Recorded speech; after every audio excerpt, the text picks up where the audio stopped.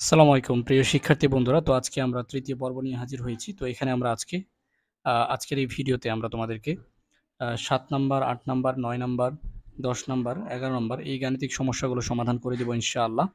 তো চলো আমরা ক্লাসটি শুরু করছি। তো প্রথম প্রশ্নটি হচ্ছে কি, যে জালাল সাহেবের মাসিক বেতন ৮,৭৬৫ টাকা। প্রতি মাসে তিনি এত টাকা বাড়ি ভাড়া, এত টাকা অন্যান্য জিনিস ক্রয়ে খরচ করেন এবং অবশিষ্ট টাকা তিনি ব্যাংকে জমা রাখেন। তিনি ৮ মাসে কত টাকা জমা করেন? এটা হচ্ছে আমাদের প্রশ্ন। তো প্রথমত আমরা যদি একটা জিনিস লক্ষ্য করি, যে তার একটা আয় আছে, একটা ব্যয় আছে। তাহলে ব্যয়গুলো আমরা একখানে করে ফেলতে হবে। তাহলে প্রতি মাসে তার ব্যয় এটা, প্রতি মাসে তার অন্যান্য জিনিস ক্রয় বাবদ ব্যয় এটা, খরচ। তো এই দুইটাই খরচ। এই জন্য দুটাকে একখানে করতে হবে। তারপর এইটা থেকে খরচটা বাদ দিতে হবে। যদি আমরা খরচটা বাদ দিয়ে ফেলতে পারি, তখন যেটা থাকবে সেটা হচ্ছে তার ১ মাসের সঞ্চয় এবং ওইটার সাথে ৮ গুণ করলেই সারা মাসের পাওয়া যাবে। আচ্ছা, এখানে লক্ষ্য করো ৭ নং সমাধানে যে জামাল সাহেব বাড়ি ভাড়া দেন এত টাকা, অন্যান্য জিনিস অর্থাৎ ক্রয় করেন আর কি, কিনেন এত টাকা। তাহলে মোট খরচটা আমরা পেয়ে যাচ্ছি ৫ এর ৫, ৫ ২ এর ৭, অর্থাৎ যোগ করে ফেলবে তোমরা ৮,০৭৫ হবে।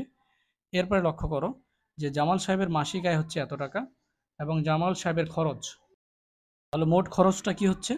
আমরা যদি এই দুইটা খরচ যোগ করি তাহলে মোট খরচ হচ্ছে। তাহলে জামাল সাহেবের মাসিক আয় কত? আমাদের প্রশ্নের মধ্যে আমরা দেখতে পাচ্ছি যে তার মাসিক আয় হচ্ছে ৮,৭৬৫ এবং তার খরচ হচ্ছে ৮,০৭৫। তাহলে ব্যাংকে জমা রাখেন ৬৯০। তাহলে ১ মাসে জমা করেন ৬৯০ টাকা। তাহলে ৮ মাসে জমা করেন ৮ গুণ ৬৯০, ৫,৫২০। এটা হচ্ছে তার কি? খরচ। ফরিদা এবং ফাতেমার বেতন একত্রে হচ্ছে এত টাকা। এখন হচ্ছে ফরিদা অপেক্ষা। এই অপেক্ষা কথাটা মানে হচ্ছে কি? ফরিদার চেয়ে, ঠিক আছে? ফরিদার চেয়ে বা ফরিদার থেকে ফাতেমার এত টাকা বেশি আছে বা বেশি পাবে। তো ফরিদা এবং ফাতেমার প্রত্যেকের বেতন কত? একটা জিনিস চিন্তা করো, এখানে ২ জনের আছে কিন্তু এই টাকাটার মধ্যে কিছু টাকা বেশি আছে কার? ফরিদার। ফরিদা অপেক্ষা ফাতেমা এত টাকা বেশি পায়, অর্থাৎ ফাতেমার বেশি আছে। তাহলে আমার ফাতেমার বেশি টাকাটা যদি আমি এখান থেকে বের করে ফেলি, তখন যে টাকাটা থাকবে ওখানে ২ জনের সমান, সমান থাকবে, তাই না? তাহলে আমরা এখানে কি করব? প্রথমত যে ফরিদা ফাতেমার যে মোট বেতন সেটা আমরা, এই যে দেখো কথাটা দেখো, ফরিদা ফাতেমার যে মোট বেতন সেখান থেকে ফাতেমার বেশি টাকা বাদ দিলে ২ জনের টাকা পরিমাণ সমান হবে। তাহলে এখানে দিয়ে আমরা টোটাল ২ জনের টাকা থেকে বেশি টাকাটা বাদ দিলাম, তাহলে ১৭,৫০০। তাহলে ফরিদার বেতন কত? ১৭,৫০০কে ২ দিয়ে ভাগ দিতে হবে, তাহলে এটা। ফাতেমার বেতন কত?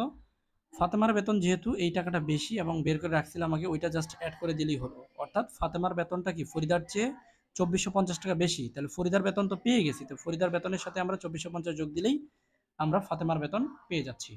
আবার বুঝে নাও, ২ জনের মোট টাকা একসাথে আছে, ওখান থেকে যেই টাকাটা বেশি যার ওটা আমরা বাদ দিয়ে সরাই ফেললাম। এখন এই টাকাটাতে ২ জনের সমান, সমান আছে। তো এটাকে ২ ভাগ করলে যেটা পাবো সেটা হচ্ছে ফরিদার। কারণ ফরিদারটা কম আছে। কারণ ফাতেমার বেশি, তাহলে এই টাকাটার সাথে আবার ফাতেমারটা কি যোগ দিতে হবে, তাহলে এটা সমাধান। এবার বলছে একই রকম অঙ্ক, রাজু এবং রনির একত্রে এতটি লিচু আছে। রাজু অপেক্ষা রনির ৮৬টি লিচু কম আছে।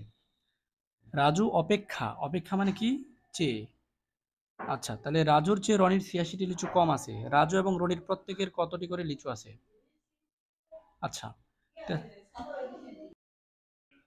তো এখন দুইজনের মোট যে টাকা, সেখানে একজনের কম আছে একজনের বেশি। তো এখানে ছিল কি বেশি বলছিল, আর এখানে বলছে কি কম। কম মানে কি? যার কম আছে তার বিপরীত জনের বেশি আছে। তা রাজুর অপেক্ষা রনির ৮৬টি লিচু কম আছে। তা রনির কম আছে তার মানে কি রাজুর ৮৬টা বেশি আছে। তাহলে আমরা বলবো যে রনির কম আছে ৮৬টি লিচু, অর্থাৎ রাজুর ৮৬টি লিচু বেশি আছে। তা রাজু ও রনির মোট লিচু থেকে রাজুর বেশি লিচু বাদ দিলে দুই জনের লিচুর পরিমাণ সমান হবে। তাহলে ৬৯০। তাহলে এখন ৮৬টা বাদ দিলাম, ৬০৪। এখন কম লিচু কার ছিল? রনির। তাহলে রনিরটা আগে বের হবে। তাহলে রনির লিচু লিচু আছে কয়টি? ২ দিয়ে ৬০৪কে ভাগ দিলে ৩০২টি লিচু। তাহলে রাজুর বেশি আছে, তাই না? তাহলে ৮৬টি বেশি আছে রনির চাইতে। তা ৩০২ এর সাথে এই জন্য ৮৬ যোগ দিলাম, ৩৮৮টি লিচু। এটাই উত্তর। অঙ্কটা দেখো যে মা এবং পুত্রের বয়সের সমষ্টি ৬০। তো মায়ের বয়স, একটা কথা সবসময় মনে রাখবে যে যার যার বয়স তার বয়সের ১ গুণ। তাহলে পুত্রের বয়সের কত গুণ? ধরো যে পুত্রের বয়স ১৭, তাহলে ১৭ তার বয়সের ১ গুণ মানে কত? ১৭ গুণ। তা তোমার বয়স ধরো ১৩ বছর, ধরো যে ১০ বছর বা ১১ বছর। তাহলে তোমার বয়স তোমার বয়সের কত গুণ? ১ গুণ। তাহলে ১১-র সাথে ১ গুণ দিলে ১। তাইলে কি? যার যার বয়স তার বয়সের ১ গুণ। কিন্তু তোমার বাবার বয়স কিন্তু তোমার বয়সের ৩ গুণ। অর্থাৎ তোমার বাবার বয়স ৩৩, অথবা তোমার বয়সের ৪ গুণ, অথবা ৫ গুণ। এখন বলছে যে মা ও পুত্রের বয়সের সমষ্টি ৬০। মায়ের বয়স পুত্রের বয়সের 3 গুণ, তাদের প্রত্যেকের বয়স কত? তাহলে বলে নিয়েছি যে পুত্রের বয়স হবে পুত্রের বয়সের 1 গুণ, আর মায়ের বয়সটা হবে পুত্রের বয়সের 3 গুণ। এটা কিন্তু প্রশ্নেই বলা আছে, এই যে পুত্রের বয়সের 3 গুণ। এখন মা ও পুত্রের বয়সের সমষ্টি সমান পুত্রের বয়সের কত গুণ হবে?